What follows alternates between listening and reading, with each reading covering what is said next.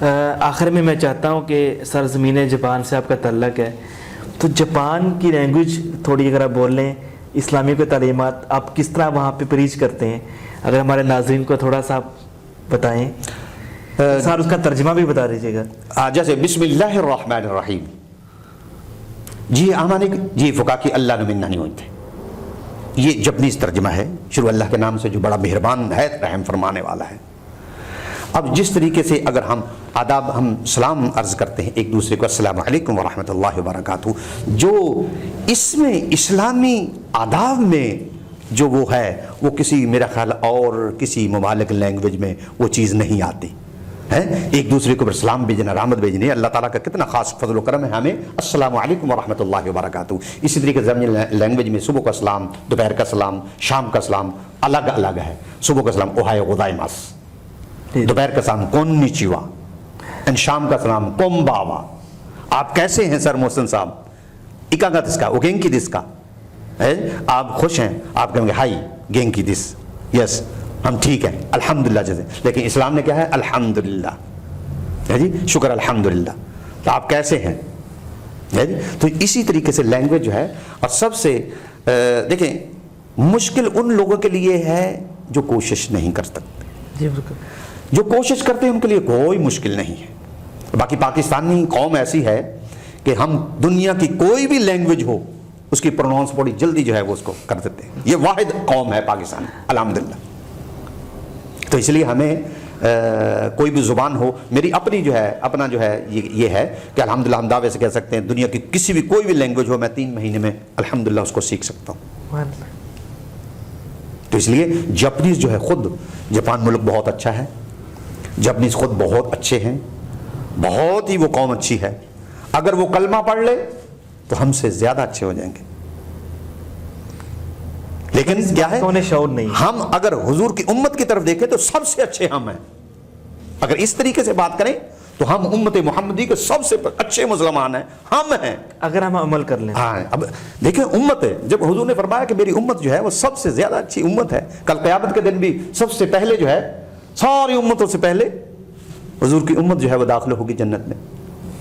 حضور نبی کریم صلی اللہ علیہ وسلم ارشاد فرمایا کل قیامت کے دن قبر انور جو ہے وہ سب سے پہلے جو ہے حضور نبی کریم صلی اللہ علیہ وسلم کی کو لے جائے گی اور سب سے پہلے جنت میں۔ تو یہ ہے ہمیں جو اعزاز حاصل ہے کہ حضور نبی کریم صلی اللہ علیہ وسلم کی امت میں اللہ تعالیٰ نے ہمیں پیدا فرما کر بہت بڑا احسان کیا ہے۔ اور خالی ہم کہتے ہیں ہم عاشق رسول ہیں، بڑے بڑے نعرے لگاتے ہیں اور فدا ہونے کے لیے، والدین ہمارا سارا مال جان قربان کرنے کے لیے جو ہے نا، ایسے ہی ہمارے وقت تیار رہتے ہیں۔ لیکن یہ مسئلہ میرے ذہن میں آتا ہے کہ یہاں کیا ہو جاتا ہے، یہاں کیا ہو جاتا ہے؟ یہ بھی تو حضور کا حکم ہے کہ ہلال کو دیکھ کر روزہ رکھو اور ہلال کو دیکھ کر عیدین کرو۔ میرے ذہن میں یہی بات آ رہی، پھر گفتگو بھی ختم کرتے ہیں، کہ جس طرح ہم جب نماز پڑھتے ہیں تو ایک رکعت میں 2 سجدے کرتے ہیں، اگر اللہ کو سجدے کروانا مقصود ہوتا تو اس رکعت میں تیسرے سجدہ کرنے پہ زیادہ ثواب ملتا، لیکن نماز نہیں رہتی، کیونکہ ہمیں حضور کا حکم ماننا ہے، ہمیں سجدے نہیں بڑھانے، اللہ کو سجدوں کی ضرورت نہیں ہے بلکہ اپنے نبی کی ادا کی ضرورت ہے۔ تو یہاں پہ لاسٹ میں صرف یہی کہوں گا کہ یہ جو فقدان ہے امت میں، تو یہ مسئلہ جس دن یہ مسئلہ پوائنٹ سمجھ آ گیا، انشاءاللہ سارے کے سارے مسائل حل ہو جائیں گے۔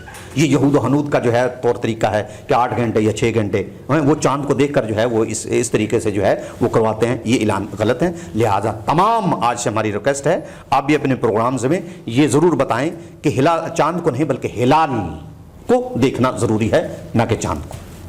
شکریہ بہت بہت ناظرین، ہماری آج کی گفتگو کا اختتام ہو رہا ہے۔ شعور الدین کا یہ پروگرام جو کہ ایک ایسی شخصیت کے ساتھ تھا جو جاپان میں رویت ہلال کمیٹی کے چیئرمین ہیں، اور گفتگو کا مقصد یہ تھا کہ ہمیں امت مسلمان کو ایک کرنے کے لیے جہاں پہ دیگر مقامات پہ ایفرٹ کی ضرورت ہے، وہاں پہ ہمیں رویت حلال کے حوالے سے اس کنسیپٹ کو سمجھنے کی ضرورت ہے کہ ہمیں چاند کو نہیں دیکھنا بلکہ حلال کو دیکھنا ہے۔